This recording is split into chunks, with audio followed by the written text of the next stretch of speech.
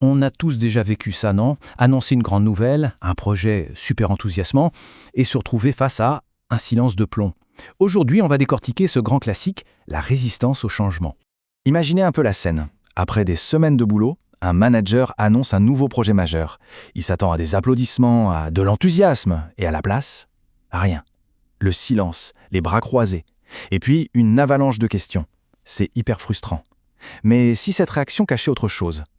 On va explorer ce qui se passe vraiment dans la tête des équipes. Face à cette frustration, c'est facile de tomber dans un piège, un très grand mythe du management. L'idée que les gens, par nature, ont tout simplement peur du changement. Mais est-ce que c'est vraiment le cas? Remettons un peu ça en question. Dans la vie de tous les jours, on choisit de changer tout le temps. On se marie, on déménage, on change de téléphone, et souvent on est super content de le faire. Alors c'est quoi le problème au juste? En fait, la différence fondamentale, elle n'est pas dans le changement lui-même, elle est dans le fait qu'il soit choisi ou imposé. Personne n'aime qu'on lui impose un truc sans comprendre pourquoi, sans voir le bénéfice direct. Donc, la résistance, ce n'est pas la peur de la nouveauté. C'est la peur de perdre ce qu'on a déjà. Et c'est une sorte de signal d'alarme qui veut juste dire « Attendez, je n'ai pas encore bien compris ce que j'allais y gagner dans l'histoire. » Bon, si ce n'est pas la peur, alors c'est quoi? La racine du problème, elle est souvent bien plus subtile. C'est une histoire de décalage, un décalage dans le temps et dans les émotions. Et voilà ce fameux fossé émotionnel. D'un côté, les dirigeants, qui ont eu des mois pour mûrir l'idée, pour faire le deuil de l'ancien système et s'emballer pour le nouveau. De l'autre, l'équipe, qui apprend la nouvelle maintenant. Leur réaction de choc, elle est donc parfaitement normale. Il y a un temps de digestion émotionnelle qui est juste incompressible. On ne peut pas le zapper. Alors, comment on fait pour combler ce fossé? Passons à la solution. Pour créer un chemin entre la résistance et l'adhésion, il faut arrêter de se focaliser sur le comment, technique. Il faut se concentrer sur ce qui motive vraiment les gens, le sens. Les transitions qui marchent, elles s'articulent autour de 3 questions clés, 3 pourquoi essentiels. Le premier, pourquoi on doit bouger maintenant. Le deuxième, vers quoi on va exactement. Et le troisième, crucial, comment on va y arriver ensemble. Par exemple, expliquer que l'ancien logiciel nous fait perdre 10% de clients chaque année à cause des bugs, ça rend le changement tout de suite beaucoup plus urgent. Si on ne fait rien, le service risque de ne plus exister dans 2 ans.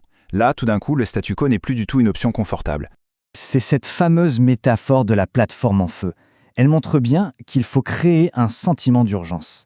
Si rester sur place est perçu comme dangereux, alors bouger devient une évidence. Là, il faut se concentrer sur les bénéfices concrets. Au lieu de dire « on va implémenter un nouvel outil », il vaut mieux dire « fini les lundis matins à faire de la saisie manuelle, vous aurez enfin du temps pour faire du conseil à forte valeur ajoutée pour vos clients ». Ça parle. C'est à ce moment-là que le rôle du leader est capital pour rassurer. Annoncer des formations, un support dédié, des objectifs peut-être un peu allégés pendant la transition. C'est comme construire un filet de sécurité. Le message est clair, on va traverser ce pont ensemble et personne ne sera laissé pour compte. Maintenant, ce qui est super intéressant, c'est de voir comment on peut appliquer ce cadre de manière stratégique au sein d'une équipe. En général, une équipe se divise à peu près toujours en 3 groupes. Il y a 10% de pionniers, ceux qui adorent la nouveauté, 80% de suiveurs qui attendent de voir si ça marche, et puis les 10% de réfractaires qui diront non quoi qu'il arrive. Et l'erreur classique, c'est de s'épuiser à essayer de convaincre ces 10% de réfractaires. C'est souvent une perte de temps et d'énergie colossale.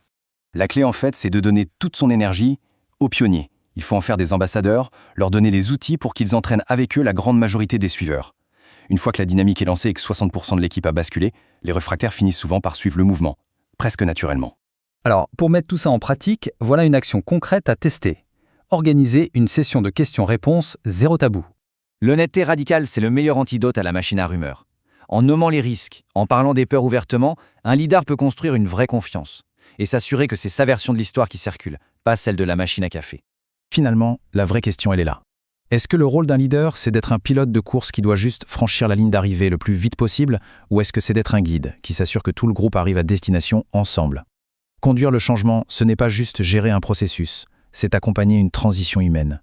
Et dans ce voyage, le chemin est tout aussi important que la destination.